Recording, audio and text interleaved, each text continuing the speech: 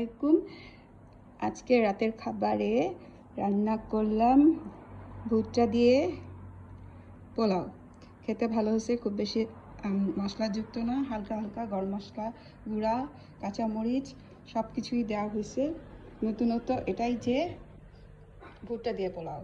আমি জানি না অন্য কেউ রান্না করছে কিনা, মটরশুঁটি দিয়ে করে বা মিশ্র মিক্সড ভেজিটেবল দিয়ে করে, কিন্তু ভুট্টা দিয়ে কেউ কোনোদিন করছে কিনা আমার জানা নেই। শুধু ভুট্টা দিয়ে মিক্সড ভেজিটেবল হয়তো থাকে।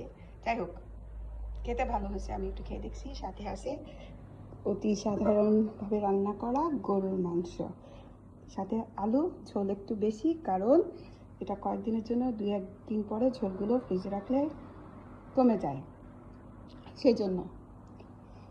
আর সালাদ টালাদ করার মতো ইচ্ছা নাই। যথেষ্ট ভালো খাবার, আল্লাহর কাছে হাজারো শুকরিয়া। এখন যারা খাবে তারা খুব তৃপ্তি নিয়ে খেলে তাহলে আরো বড় শুকরিয়া। আল্লাহ হাফেজ। সবাই ভালো থাকবেন, সবার জন্য অনেক শুভকামনা, দোয়া ও ভালোবাসা। আল্লাহ হাফেজ।